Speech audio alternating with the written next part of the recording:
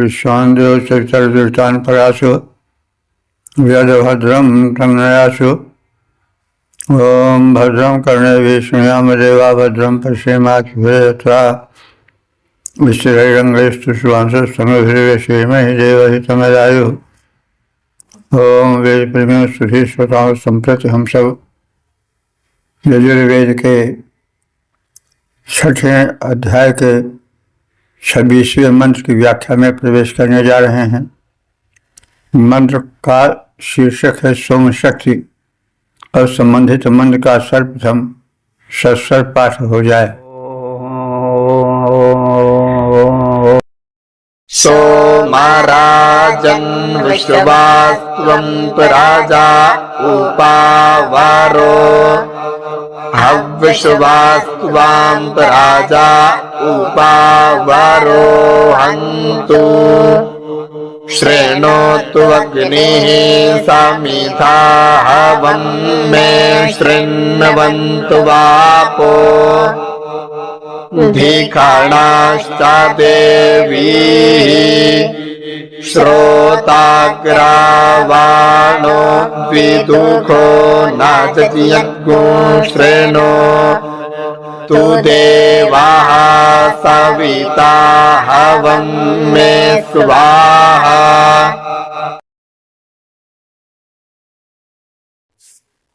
सोमराजन, हे सोमराजा, तुम्हें आहुति समर्पित की जा रही है और इसके साथ ही साथ अन्य सवितादि देवताओं का आवाहन और उन्हें आहुति समर्पण का कथन इस 26वें मंत्र में किया गया है। तो सोमराजन, हे सोमराजन, तुम विश्वाः प्रजा उप अवरोह, तुम समस्त प्रजाओं के अनुकूल होकर रहो और विश्वाः प्रजा त्वा अवरोह, और समस्त प्रजाएं तुम्हारी अनुकूल होकर रहें, अर्थात पारस्परिक सामंजस्य बना रहे सोम में और प्रजा में पारस्परिक सामंजस्य का समावेश हो, यह कथन है। इसके पश्चात कहा जा रहा है कि हे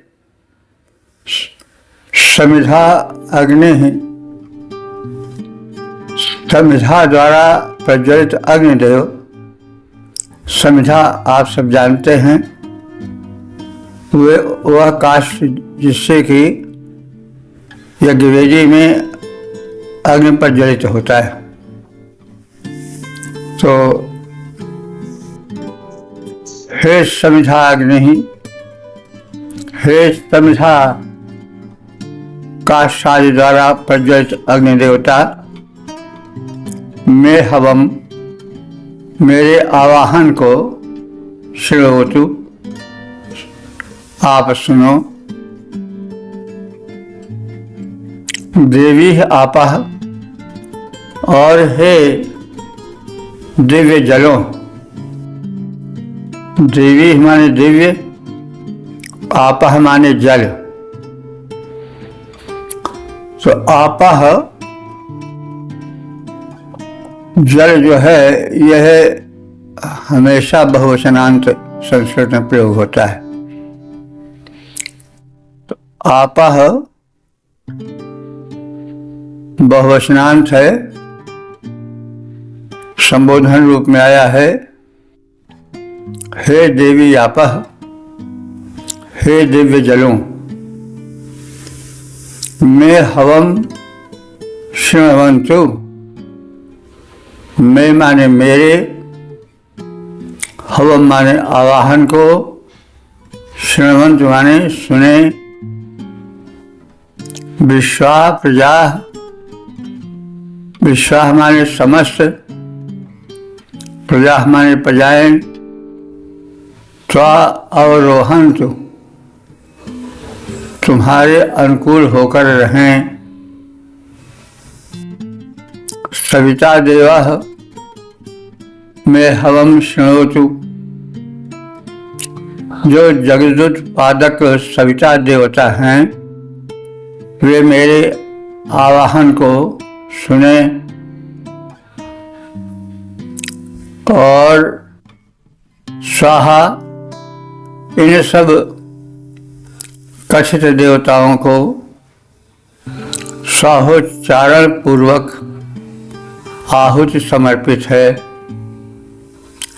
तो हे सोमराजन, तुम समस्त प्रजाओं के अनुकूल होकर रहो और समस्त प्रजाएं तुम्हारे अनुकूल रहें, अर्थात पारस्परिक सौमनस्य स्थापित रहे। समिधा से प्रदीप्त अग्नि मेरा आवाहन सुने, जो सरितादि से लाए गए दिव्य जल हैं, जिनके द्वारा यज्ञ कर्म संपादित होने वाला है, वे सब मेरे आवाहन को सुने। सविता देवता मेरे आवाहन को सुने। एतदर्थ उन्हें स्वाहोच्चारण पूर्वक आहुति समर्पित है। तो हे सोमराजन, तुम समस्त प्रजाओं के अनुकूल होकर रहो और समस्त प्रजाएं तुम्हारे अनुकूल रहें, अर्थात दोनों के मध्य सौहार्दपूर्ण वातावरण स्थापित रहे। समिधाओं से प्रदीप्त अग्नि मेरा आवाहन सुने, दिव्य जल मेरा आवाहन सुने, सविता देवता मेरा आवाहन सुने। ये तदर्थ यह आहुति इन सब देवों को समर्पित है, यानी इन सब देवों का नाम लेकर के उन्हें आहुति दी जाती है। तो यज्ञ कुंड में अग्नि प्रज्वलित है, देवताओं को उनके वैशिष्ट के कथन के साथ साथ स्वाहोच्चारण पूर्वक हव्य समर्पण किया जा रहा है, क्योंकि बिना स्वाहा के हव्य का समर्पण अधूरा रहता है। स्वाहा का अर्थ होता है अपने आधिपत्य को निकालकर समर्पण भाव लाना और समर्पित भाव से संबंधित देवता को आहुति समर्पण करना स्वाहोच्चार है। इसीलिए यज्ञ कर्मों में प्रत्येक आहुति प्रक्षेपण पर स्वाहा शब्द अवश्य कहा जाता है, क्योंकि मनुष्य में यह दुर्बलता होती है कि वह वस्तु से अपनापन नहीं छोड़ पाता है, अहम आगे आ जाता है, जो कि समर्पण में बाधक है। इसलिए स्वाहा का कहना परम आवश्यक है। स्व माने अपना और माने त्याग, यानी वस्तु से अपनेपन का, आहुति से अपनेपन का, अपनत्व का त्याग पूर्ण रूप से उसे देवता की समझकर समर्पण करना ही स्वाहोच्चार है। पद रूपांतरण है। हे नृप सोम, समस्त प्रजाओं के अनुकूल रहो, हो अनुकूल प्रजाएं तेरे, मंगल भूरी बहो। अग्नि दिव्य जल सूर्य देवता, सुने सकल आह्वान, एतदर्थ यह हव्य समर्पित, मंगल करो प्रदान। हो वेद प्रेमियों, सुधे श्रोताओं, संप्रति हम सब यजुर्वेद के 6ठे अध्याय के 27वें मंत्र की व्याख्या में प्रवेश करने जा रहे हैं। मंत्र का शीर्षक है दिव्य जल। अब संबंधित मंत्र का सर्वप्रथम सत्स्वर पाठ हो जाए।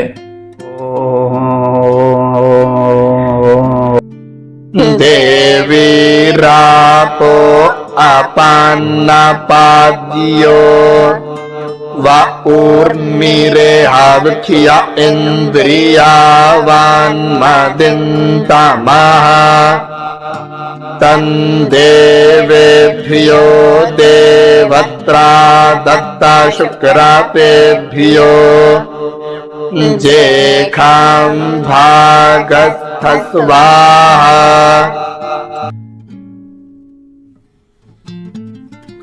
इस 27वें मंत्र में दिव्य जलों की प्रशंसा है,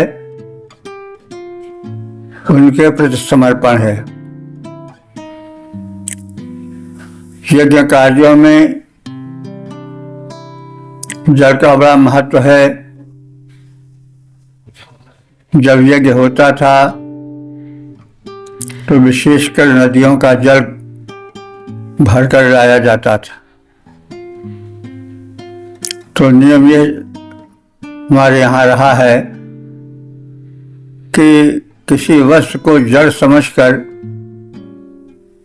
उसको उपेक्षित सा नहीं किया जाता था, वरन उसमें चेतन तत्व देखा जाता था और तदनुसार व्यवहार किया जाता था। तो सामान्य रूप से तो हम जल को जल रूप में देखते हैं, उसमें कोई प्राणी की तरह व्यवहार करने की प्रक्रिया नहीं प्रयोग करते हैं। लेकिन यज्ञ भावना से प्रेरित यज्ञ में जलों को मानवीय रूप दिया गया है। उनकी प्रशंसा, स्तुति और आवश्यक निवेदन किया गया है। यज्ञार्थ लाए गए हे देवी आपः दिव्य जलों, अपाम अपाम मन जलों का, नपात न गिरने देने वाला रूप, उर्मी हविष्य, ऐसा प्रतीत होता है कि मानो भविष्य का ढेर हो जो कि टिका हुआ हो। तो हे देवी आपों जलों, तुम्हारा यज्ञ भूमि पर जो प्रारूप है वो कुछ ऐसा प्रतीत होता है कि मानो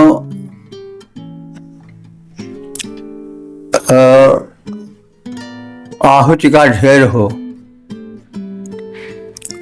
तो तो जल तो उर्मिल होता है, लहराता है, टिका नहीं रहता है, लेकिन जैसे उर्मि विहीन बिल्कुल एक रूप हुआ, एकाग्र बना, ढेर ऐसा उठ गया, रूप जो होता है वैसे ही हव्य का ढेर है।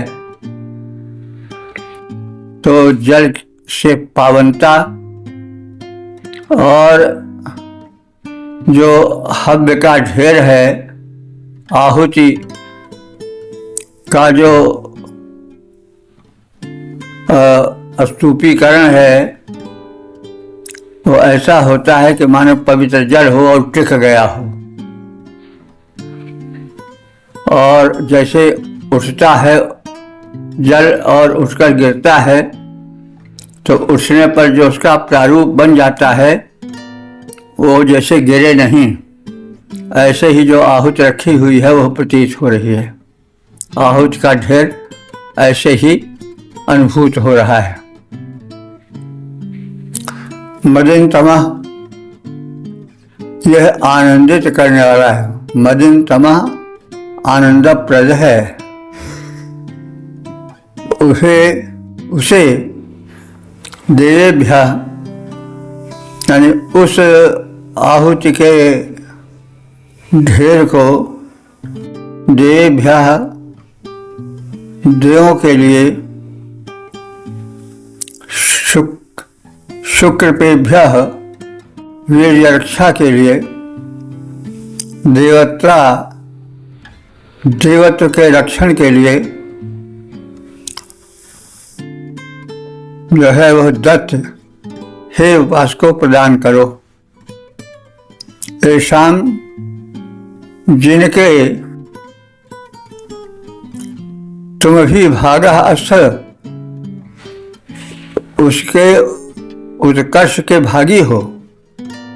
हे यज्ञ कर्म कराने वाले यजमानों, तुम भी उस याग के पुण्य के भागी हो।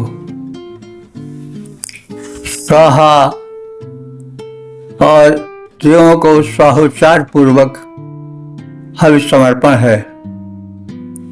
हे दिव्य जलों, भाव विस्तार है गद्य में। हे दिव्य जलों, तुम्हारा जो उन्नत हवि पुंज के समान उर्मिल रूप है, वह मानो जल ही का ऐसा रूप हो जो तरल न होकर के एक जगह स्थिर सा हो गया हो। तो हे दिव्य जलो, तुम्हारा जो उन्नत हविपुंज के समान उर्मिल रूप है, वह इंद्रिय बल वर्धक है, आनंदप्रद है। उसे देवताओं, विद्वानों, वीर रक्षक ब्रह्मचारियों, देवत्व के रक्षकों को प्रदान करो। तुम भी उनके उत्कर्ष में भागीदार बनो। तुम्हें भी स्वाहोच्चार पूर्वक हवि समर्पित है। यह दिव्य जलों को समर्पित किया जा रहा है। यह दिव्य जलों को उद्देश्य कर लक्षित कर कहा जा रहा है। हे दिव्य जलों, तुम उर्मिल, इंद्रिय बल वर्धक, सुखप्रद, महान, निज सूक्ष्म शक्तियां, विद्वानों, देवों को तुम कर दो प्रदान। उनका उत्कर्ष करो, यश के भागी बन जाओ। जल महान, स्वाहोच्चारण पूर्वक तुमको करता हूं मैं आहुति प्रदान। ओम। वेद प्रेमियों, तुझे श्रोताओं, संप्रति हम सब यजुर्वेद के 6ठे अध्याय के 28वें मंत्र की व्याख्या में प्रवेश करने जा रहे हैं। मंत्र का शीर्षक है कृषि कर्म के उन्नायक जल। अब संबंधित मंत्र का सर्वप्रथम सस्वर पाठ हो जाए। कारेखी राशि सामुद्रस्य वा क्षतिया उन्नयामि समापो अद्भिरग्माता सामोघाधि भीरोघाधि।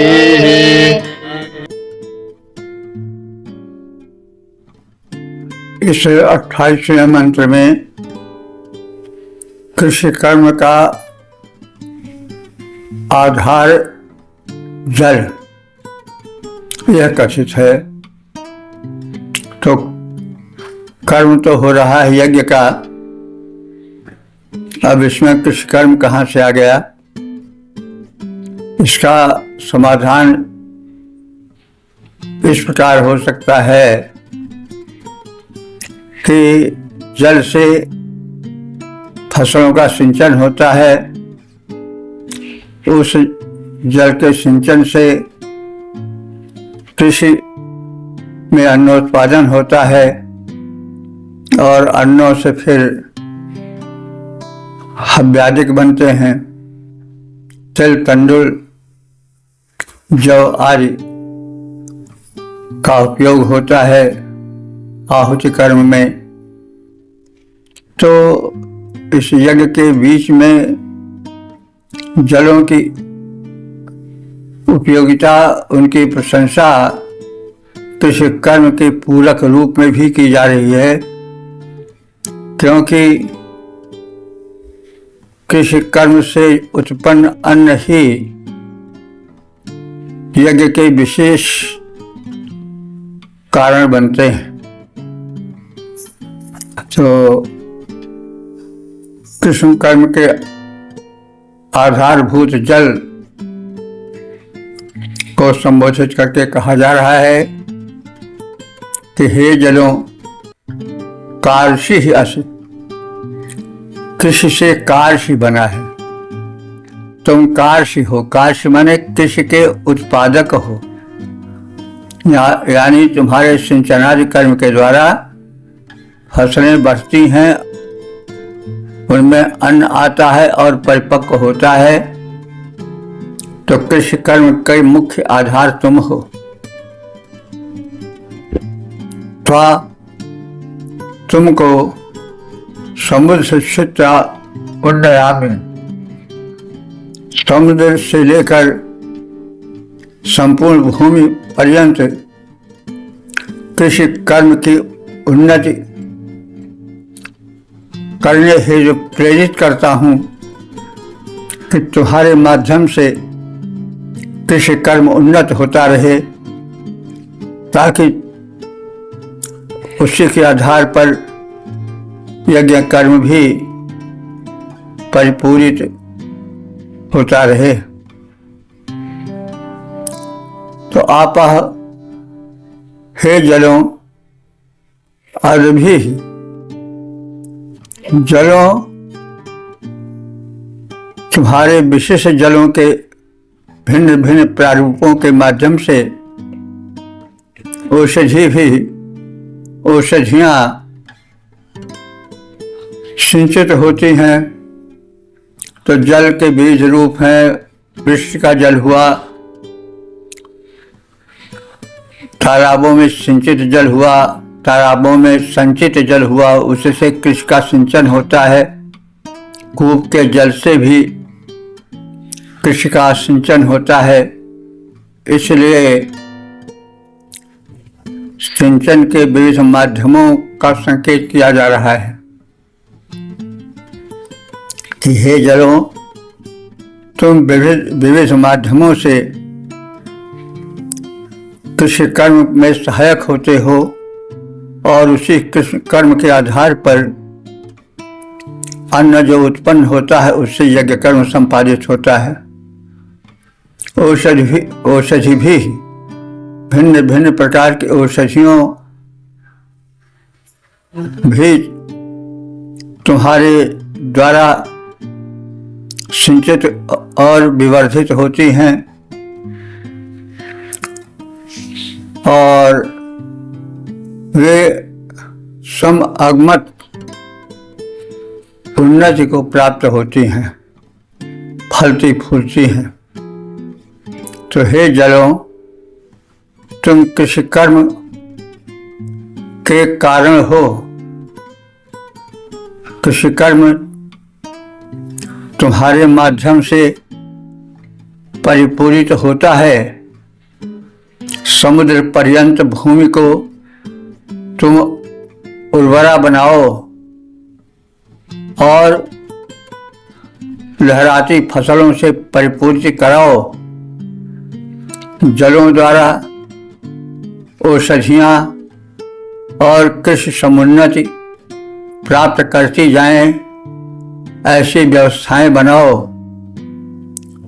जल से कृषि, कृषि से अन्न और अन्न से यज्ञ तथा यज्ञ से जल वर्षण की परंपरा भली भांति सक्रिय रहे। यह तो हम सब जानते ही हैं कि यज्ञात भवत पर्जन्य पर्जन्यादन्न संभव, गीता के 30 अध्याय में ऐसा कहा गया है कि वृक्ष का और यज्ञ का निकट का संबंध है। तो जल से कृषि, कृषि से अन्न और अन्न से यज्ञ तथा यज्ञ से जल वर्षण की परंपरा भली भांति सक्रिय रहे, चलती रहे, ऐसा कुछ होता रहे। पद रूपांतरण। हे जल कृषि के कारण बनकर शस्य श्यामल भूमि बनाओ, औषधियाँ उत्पन्न करो, अविच्छिन्न याज्ञिक क्रिया कराओ। तो यहाँ यज्ञात भोज पर्जन्या पर्जन्याद अन्न संभव, यह गीता के भाव से संबंधित है, यानी गीतोक्त भाव इस मंत्र में निहित देखा जा सकता है। ओम वेद प्रेमियों, सुधी श्रोताओं, संप्रति हम सब यजुर्वेद के 6ठे अध्याय के 29वें मंत्र की व्याख्या में प्रवेश करने जा रहे हैं। इस मंत्र का शीर्षक है अग्नि की रक्षण शक्ति। अब संबंधित मंत्र का सर्वप्रथम सस्वर पाठ हो जाए। जामग्ने प्रत्सुमर्त्या मावाजे खुजंजुनाः साजन्ता शश्वाति रिखाः स्वाहा।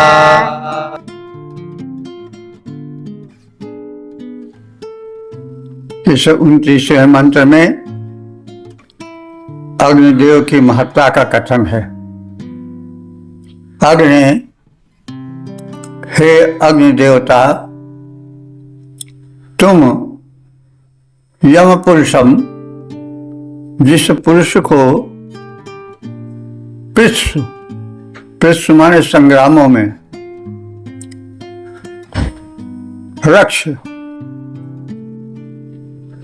रक्षित करते हो। आओ माने भी रक्षण होता है, रक्षण देते हो। वाजेशु माने संग्रामों में, तो वाज शब्द अन्न का भी अर्थ देता है। तो अगर हम चाहें तो कह सकते हैं कि अन्न के लिए जो संग्राम होता, उस संग्राम में पहले अन्न बहुत बड़ी संपदा थी और अन्न के लिए भी युद्ध होता था। आज तो अन्न के लिए, गेहूं चावल के लिए कहीं लड़ाई नहीं होती। लड़ाई होती है तो जगह जमीन और धन दौलत के लिए होती है। लेकिन पहले जो अन्न था वो बहुत बड़ा धन था और उस अन्न को लेकर जो युद्ध होता था उसको भी बाज कहते थे। तो बाज माने अन्न भी होता है, बाज माने युद्ध भी होता है। तो यहाँ प्रसंग के अनुकूल बाज का अर्थ संग्राम या युद्ध है। तो बाजेषु संग्रामों में यम जिसको जुनाह भेजते हो सह सरस्वती ही वह व्यक्ति, सरस्वती माने निरंतर शाश्वत, ईशा माने अन्न धन, जनता माने प्राप्त करने वाला हो जाता है। तो हे अग्निदेव, तुम जिस पुरुष के युद्ध में रक्षा करते हो वह संग्रामों में विजयी होता है और निरंतर अन्न धन पाता रहता है। तो अग्निदेव की कृपा का परिणाम है। और यदि हम ध्यान से देखें तो अग्नि का रूप केवल यज्ञवेदी या ज्वलित या वैसे ही जैसे हम देखते हैं उसी रूप में नहीं है। अग्नि हमारे शरीर में भी व्याप्त है। ऊर्जा का मुख्य स्रोत अग्नि है। तो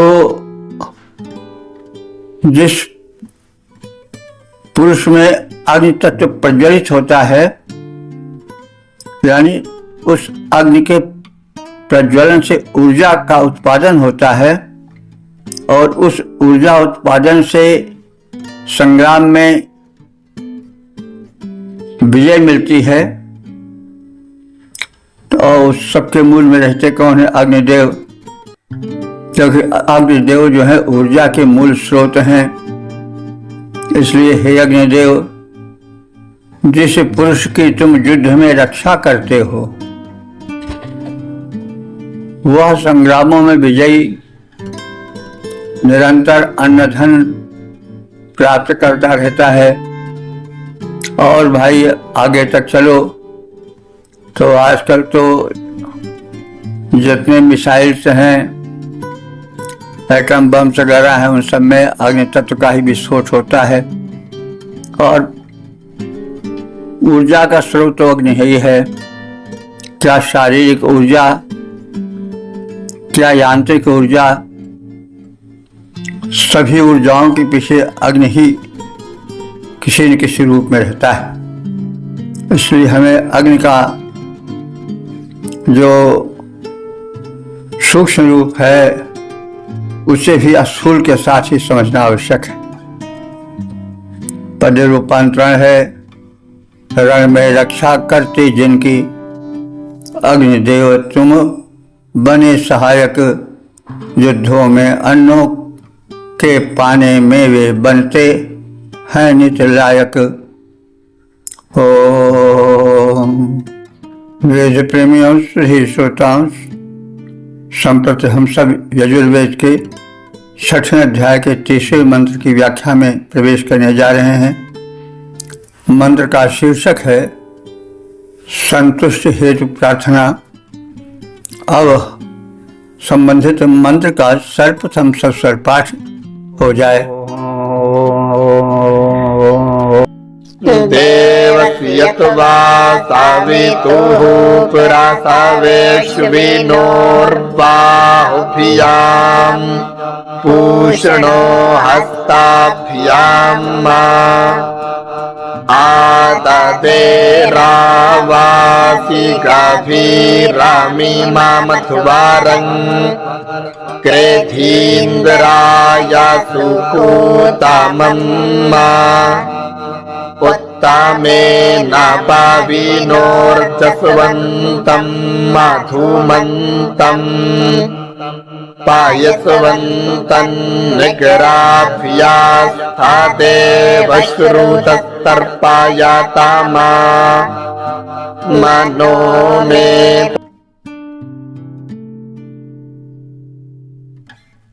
इस 30वें मंत्र में यह कथित है कि हम यज्ञ में देवताओं को पोषक पदार्थ सप्रेम समर्पित करें और उनके माध्यम से हम उनकी संतुष्टि के फलस्वरूप अभिषिक्त को प्राप्त करें। सवितुः देवस्य प्रसवे, हम सब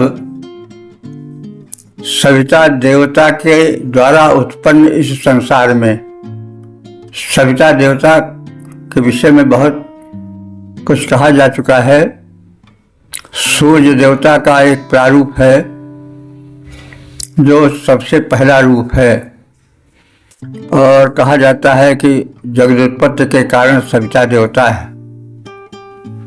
तो यह संसार जो कि सविता देवता की उत्पत्ति का प्रतिफल है, सवितुः देवस्य प्रसवे, सविता देवता के प्रसव अर्थात उत्पादित इस संसार में अश्विनोः बाहुभ्याम, अश्विनी कुमारों के बाहुओं द्वारा। तो अश्विनी कुमार कौन है? देव वैद्य हैं। वे पदार्थों के गुण अवगुणों को विधिवत जानते हैं, सेव्य और असेव्य के भेद को समझते हैं, इसलिए उनके हाथों से जो वस्तु मिलेगी वह कथित गुणों से युक्त रहेगी। तो उसी भाव को लेकर कहा जा रहा है कि अश्विनोः बाहुभ्याम, अश्विनी कुमारों के दोनों हाथों से, पूषणः हस्ताभ्याम, पूषा देव के, पूषा सूर्य का ही एक रूप है जो पोषण प्रदायक है।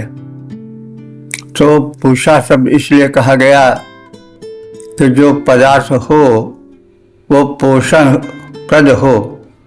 यदि पोषक नहीं है तो उस पदार्थ को खाने से मनुष्य के पाचन तंत्र को निरर्थक प्रयास करना पड़ता है, प्राप्त कुछ नहीं होता है।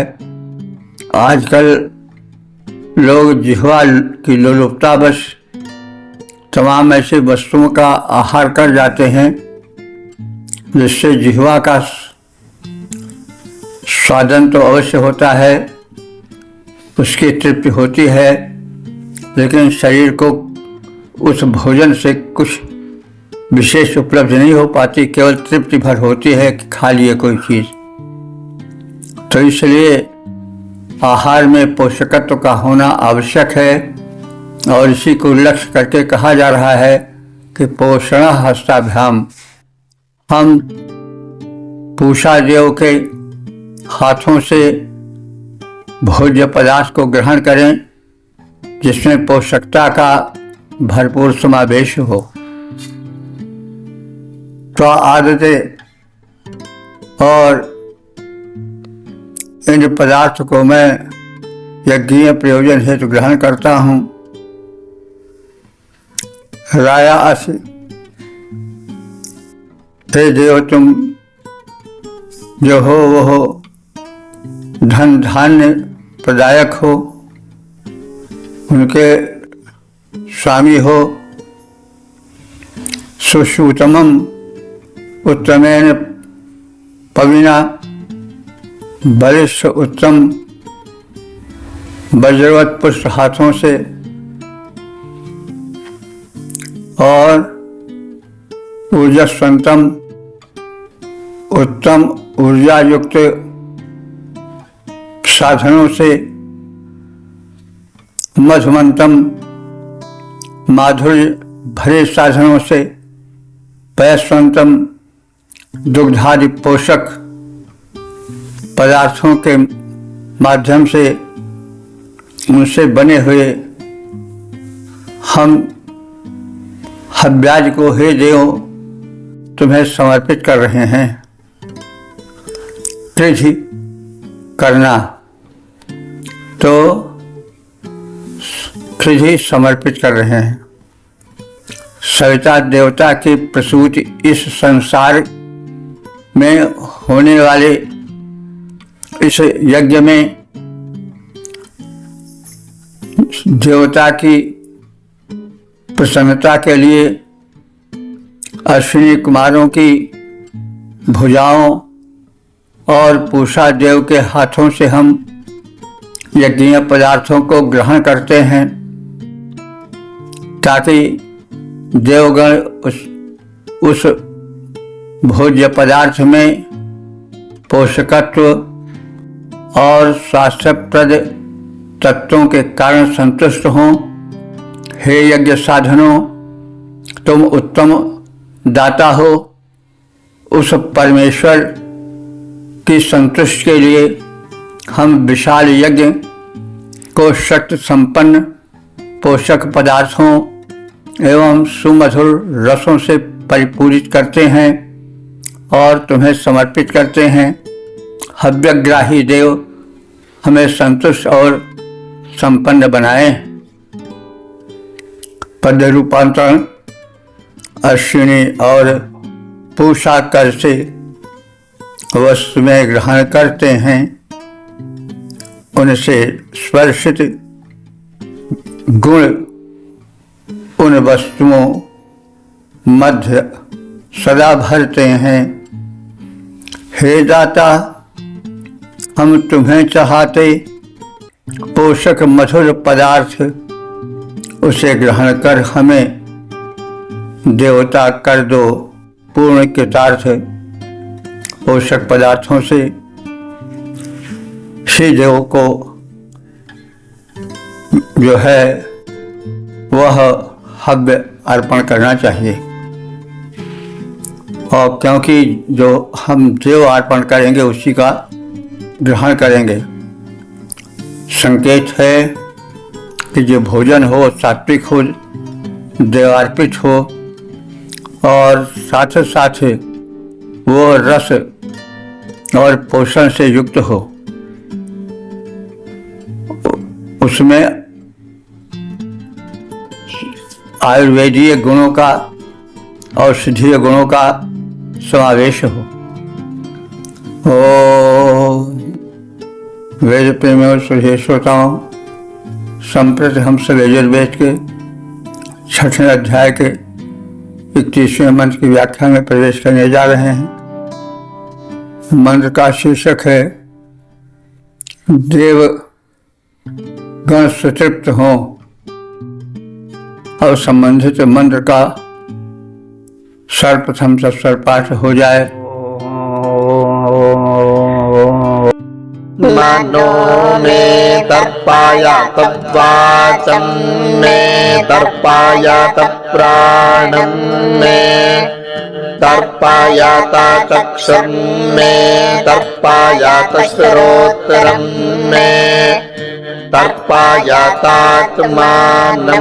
में तर्पायात प्राजां में तर्पायाता पशून् में तर्पायाता गणान् में तर्पायाता गणा में माद्वित्रेखन्ना।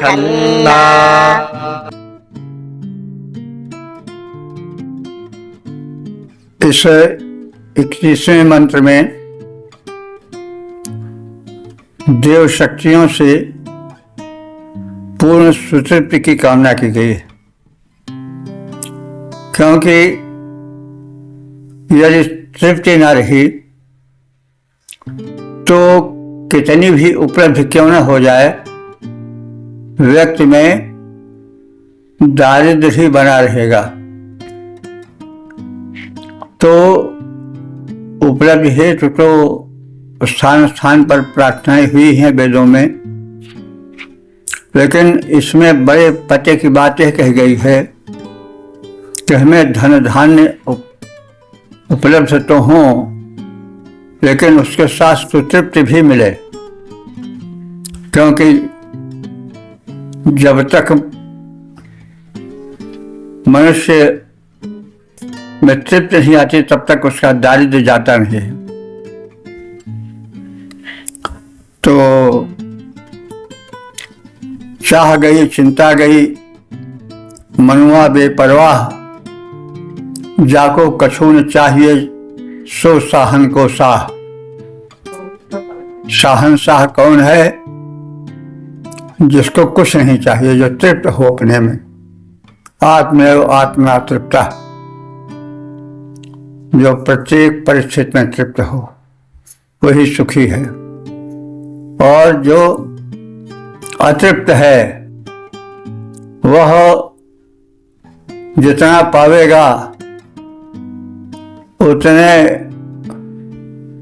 उसमें कमी प्रतीत होगी कि अभी और मिलता तो अच्छा था, अभी तो हमारे पास इतना कम है, अमुक के पास इतना ज्यादा है।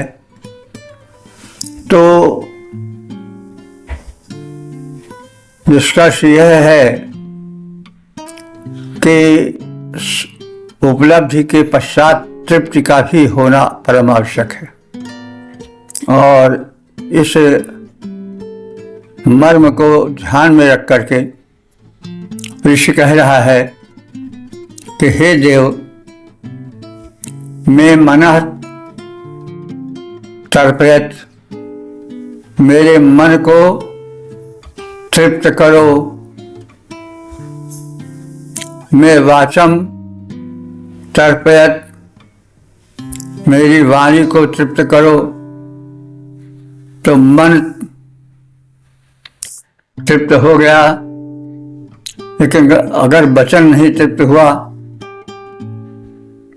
जैसे हम ये चाहते हैं कि हमें लोग मीठे वचन सुनावें और हम मीठे वचनों को सुने, तो वहां पर भी अगर तृप्ति नहीं हुई तो फिर चापलूसों का कितना ही खेरा क्यों न रहे, लेकिन कुछ न कुछ कमी लगी रहेगी। तो इसलिए वचन में भी तृप्ति होनी चाहिए। यानी कोई अगर कुछ प्रशंसित वचन कहता है तो यह ना हो कि हमें किसी ने कहा लेकिन 4 आदमियों ने कहा लेकिन 6 आदमियों ने नहीं कहा, फिर 10 आदमियों ने नहीं कहा, फिर पूरे गांव ने नहीं कहा, फिर पूरे इलाके ने नहीं कहा। यानी इसकी भी एक ऐसी तृष्णा होती है, बढ़ती ही जाती है। मन तृप्त हो, वचन तृप्त हो, तो इसी को आधार बनाकर कहा जा रहा है मैं मनः तर्पयत, हे देव मेरे मन को आप तृप्त बना दो, संतुष्ट बना दो, भरपूर उसे संतुष्ट प्रदान करो। मैं वाचम तर्पयत, मैं वचन के क्षेत्र में भी तृप्त बना रहूं। मैं प्राणम तर्पयत, मेरे प्राणों को भी तृप्त कर दो, प्राणों में भी असंतुष्ट न रहे, तृष्णा न रहे। और मैं चक्षु तर्पयत, मेरे नेत्रों में तृप्ति भर दो। नहीं तो नेत्र तो थोड़ा देखे फिर और देखें और देखें, तो चक्षु तो रूप दर्शन के आदि हो जाते हैं, फिर वो कितना देख लें कुछ था नहीं। तो इसलिए मेरे नेत्र दर्शन के क्षेत्र में तृप्त हो जाए, उनमें तृष्णा या अनावश्यक अत्यधिक एक के बाद एक वस्तु को देखने की लालसा न बनी रहे। वे देखें और जितना कुछ देख सकें सुलभता से, उतने में तृप्त रहें। तो मैं नेत्रम, मेरे नेत्र को तृप्त करो। मैं श्रोतम तर्पयत, श्रोत्र माने कान, मेरे कानों को तृप्त कर दो। वो भी आवश्यक है, नहीं तो कान आदि हो जाते हैं किसी चीज को सुनने के, गाने के, बजाने के, या अपनी प्रशंसा सुनने के। जब बहुत अधिक आदि हो जाते हैं तो भी अभाव बना रहता है, और अभाव का सही दारिद्र्य है। तो मैं श्रोत्रम तर्पयत, मेरे कानों को तृप्त करो। मैं आत्मानम तर्पयत, हे देव मेरी आत्मा को तृप्त बना दो। मैं प्रजाम तर्पयत, मेरे संतानों को भी तृप्त करो, क्योंकि अगर संतानें अतृप्त बनी रहेंगी तो माता पिता सुख से कैसे बैठ पाएंगे। यह दिला दो, यह दिला दो, वह दिला दो, वह दिला दो, फिर हम संतुष्ट हैं। लेकिन जब संतानें नहीं संतुष्ट रहेंगी, उनकी लालसाएं बढ़ती रहेंगी, तो भी संतुष्टि या शांति या व्यवस्था नहीं रह पाएगी। तो इसलिए मैं प्रजाम तर्पयत, मेरी संतानों को भी तृप्त बना दो। पशुन तर्पयत, मेरे पशुओं को भी तृप्त कर दो। गणान तर्पयत, गणान माने जो सेवक गण हैं, जो सहायक हैं, उनको भी तृप्त कर दो। और माँ वितृषण, मुझे उदास न होना पड़े, मैं प्रत्येक परिस्थिति में प्रसन्न रह सकूं। हे भगवान, ऐसी परिस्थितियां लाओ, ऐसी मनस्थिति बनाओ। हे देव, अपनी उदारता से मेरे मन, वाणी एवं प्राणों को सुतृप्त करो। मेरे नेत्रों, कर्णों एवं आत्मा को तृप्ति प्रदान करो। हमारी संतानों, सेवकों, सहायकों, पशुओं को तृप्त बनाए रखो। हमारे सहयोगी सखा, सहायक वृंद कभी अतृप्त न रहें, सबके सब तृप्त हों, मेरा पूरा परिवेश सुतृप्त रहे, ऐसी प्रार्थना है। मेरे मन, वाणी, प्राणों को देव सुतृप्त करो। नयनों, प्राणों, कर्णों में तुम सदा सुतृप्ति भरो। आत्म बोध सुतृप्त सभी हों, सेवक सदा सुतृप्त दिखाएं, वे अतृप्त से कभी न जूझें, सुखी सभी हो जाएं। तो इस प्रकार से हमने जीवन के दिव्य संदेश के रूप में मंत्रों को पढ़ा, और इस 6ठे अध्याय के 26वें से 31वें मंत्रों के विषय में ज्ञान प्राप्त किया। मंत्रों में सोमदेव विषय चर्चा है। सोम से संबंधित पाषाण और दिव्य जलों, जैसे कि यज्ञ क्रिया संपन्न होती है, उनके पूजन विधान, उनकी चर्चा बार बार की गई है। उन्हें दिव्य जल कहा गया है। जल की उपयोगिता का भी व्यापक कथन है, क्योंकि जल से ही कृषि कर्म होता है, और कृषि कर्म से ही यज्ञ कर्म भी फलित हो पाता है। इसलिए जल का महत्व केवल यज्ञ तक ही नहीं, वरन यज्ञ के बाहर यज्ञ के पूरक साधनों से भी वह जुड़ा है। तो इस तरह से जल की, दिव्य जल की व्यापक उपयोगिता का कथन हुआ है। अंत में सुतृप्ति की प्रार्थना की गई है।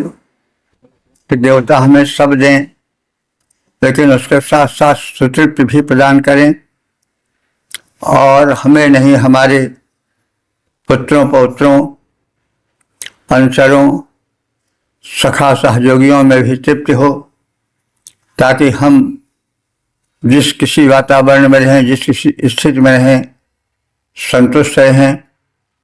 क्योंकि संतुष्टि का एक प्रारूप होता है। वास्तव में यह है कि साईं इतना दीजिए जामे कुटुंब समाए, मैं भी भूखा ना रहूं, साधु न भूखा जाए। तो यह हमारे यहाँ की परिभाषा है।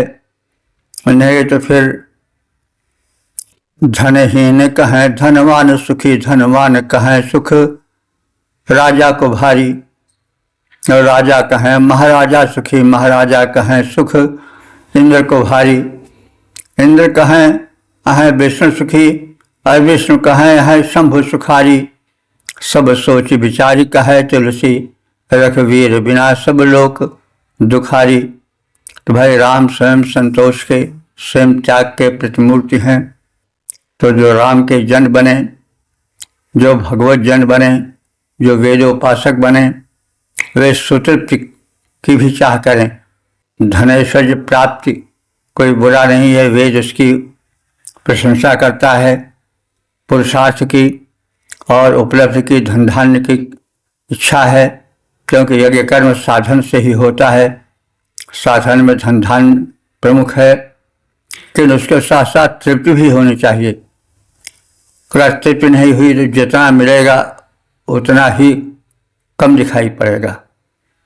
इस प्रकार से हमने इस सत्र के 6 मंत्रों में एक दिव्य भावनाएं भरी हुई देखी, और इस प्रकार से हम इन शब्दों के साथ एक संतुष्ट विषयक, एक सुख विषयक, एक लोक कल्याण विषयक मंत्र के साथ अपनी वाणी को विराम देते हैं। सर्वे भवन्तु सुखिनः, सर्वे सन्तु निरामयाः, सर्वे भद्राणि पश्यन्तु, मा कश्चित् दुःखभाग् भवेत्।